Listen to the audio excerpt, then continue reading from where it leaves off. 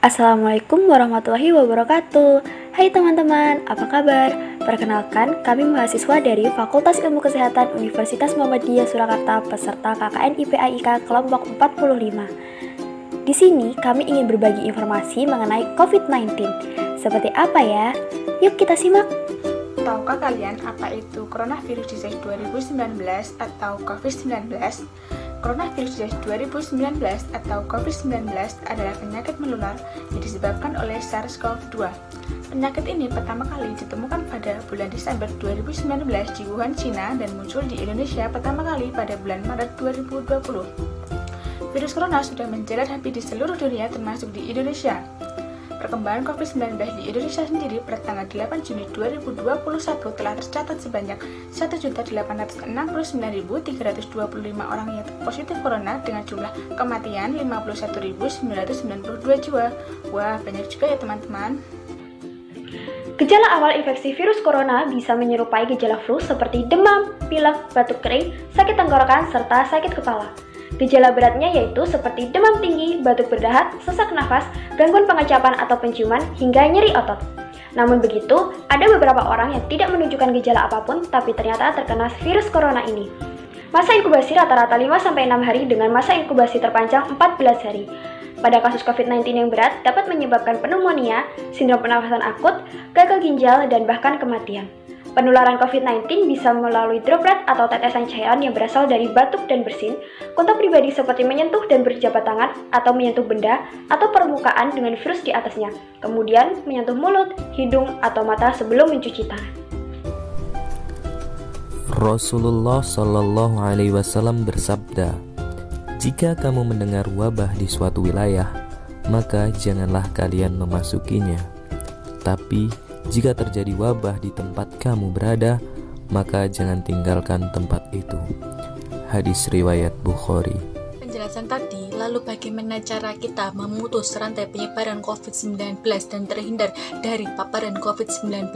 Untuk mencegah penularan COVID-19, terdapat tindakan preventif yang dapat dilakukan oleh masyarakat dengan 5M, yaitu 1.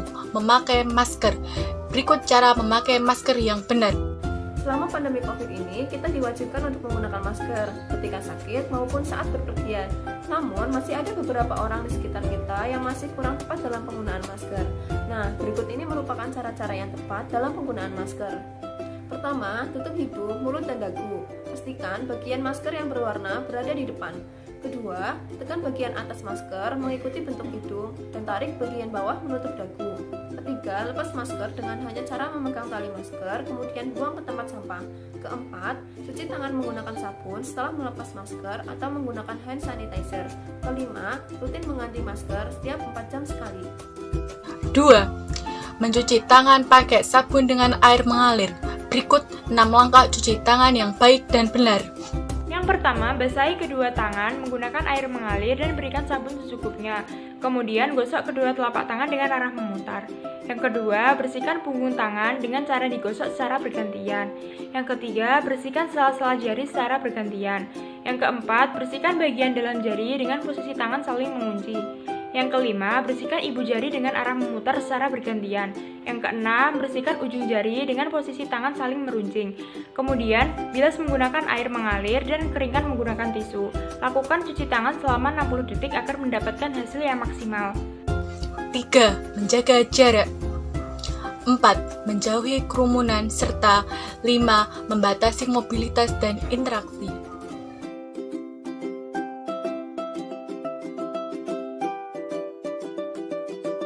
WHO telah merekomendasikan menu gizi seimbang di tengah pandemi COVID ini.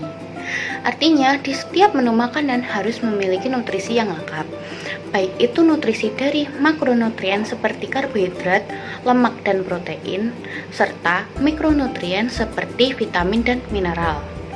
Makan makanan yang bergizi sangat penting untuk menjaga kekebalan tubuh agar terhindar dari virus COVID. Selain itu, memberikan perlindungan bagi tubuh. Namun, membuat fondasi daya tahan tubuh yang kuat, kita harus fokus pada asupan protein. Selanjutnya, dalam pedoman isi piringku. Makanan sehari-hari sebaiknya terdiri dari makanan pokok, lauk pauk, sayuran, buah-buahan, dan air putih yang cukup. Isi piringku sekali makan yaitu terdiri dari sumber karbohidrat seperti nasi, kentang, atau umbi-umbian dengan porsi 2/3 dari setengah piring. Lalu dilengkapi dengan lauk pauk seperti ayam, telur, dan ikan dengan porsi 1/3 dari setengah piring. Setengah piring lainnya yaitu diisi dengan sayuran dengan porsi 2/3 dan buah-buahan dengan porsi 1/3.